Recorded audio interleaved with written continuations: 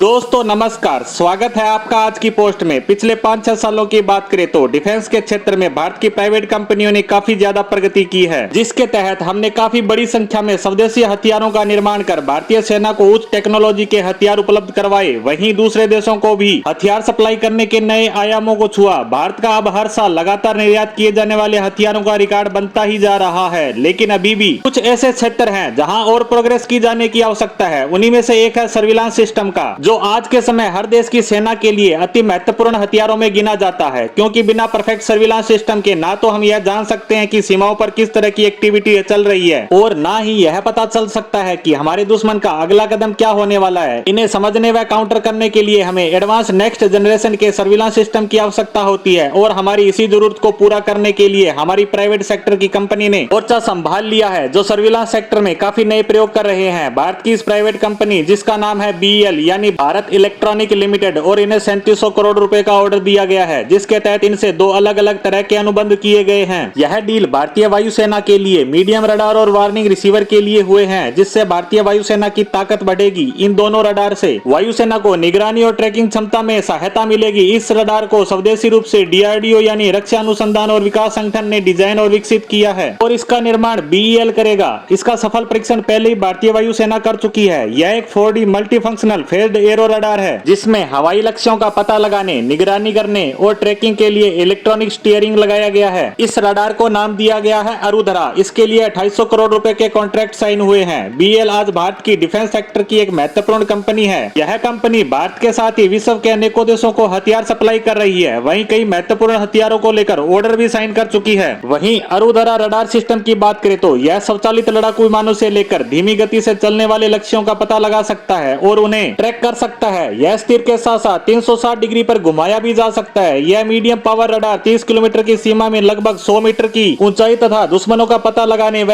हवाई घुसपैठ पर नजर रख सकता है। यह लगातार एक ही दिशा में स्थिर रहकर दुश्मनों पर नजर बनाए रख सकता है। आपको पता ही होगा, AES से रडार एक एंटीना नहीं बल्कि एंटीनाओं का एक समूह है। अरुधरा रडार 5 बीम का क्रॉस पैटर्न है। इसका मतलब है कि 5 बीम स्वतंत्र रूप से लक्ष्य का पता लगाने के लिए आसपास के हवाई क्षेत्रों को सभी किनारों और ऊपर और नीचे स्कैन कर सकते हैं। यह अपने टारगेट की रडार से सीधी दूरी, कोणीय स्थिति, जमीन से ऊंचाई, गति की दिशा का भी पता लगा सकता है। इसी के साथ साथ एक और डील BEL के साथ साइन की गई है, जो कि लगभग 900 करोड़ रुपए की बताई जा रही है, जिसके तहत भारत के लड़ाकू विमान सुखोई 30 MKI की वार्निंग रिसीवर वारफेयर क्षमताओं को बढ़ाया जाएगा, जिसमें DR-118 रडार चेतावनी रिसीवर सुखोई में इंस्टॉल होंगे। इनके लगने से सुखोई 30 पहले के मुकाबले ज्यादा शक्तिशाली बन जाएंगे। इस परियोजना का उद्देश्य MSME सहित भारत इलेक्ट्रॉनिक और उससे संबंधित अन्य उद्योगों की सक्रिय भागीदारी को बढ़ावा देना, साथ ही हमारे प्राइवेट सेक्टर को प्रोत्साहित करना है। आपको बता दें कि यह पहल रक्षा क्षेत्र में आत्मनिर्भर बनने की दिशा में एक और बड़ा कदम है। पिछले कुछ समय में देखें तो भारत की रक्षा औद्योगिक मैन्युफैक्चरिंग क्षमताओं को बढ़ाने की दिशा में लगातार जोरदार प्रयास किए जा रहे हैं, जो विशेष रूप से drone, cyber attack, artificial intelligence, radar आदि के उभरते हुए क्षेत्रों से संबंध रखते हैं। एक मजबूत रक्षा मैन्युफैक्चरिंग इकोसिस्टम बनाया गया है, जिसके कारण भारत हाल के वर्षों में एक प्रमुख रक्षा निर्यातक के रूप में उभरता नजर आ रहा है, जिसमें आने वाले वर्षों में और ज्यादा प्रगति देखने को नजर आएगी। इसी के साथ सर्विलांस रडार सिस्टम को लेकर हमारी आज की पोस्ट को यहीं समाप्त करते हैं। धन्यवाद।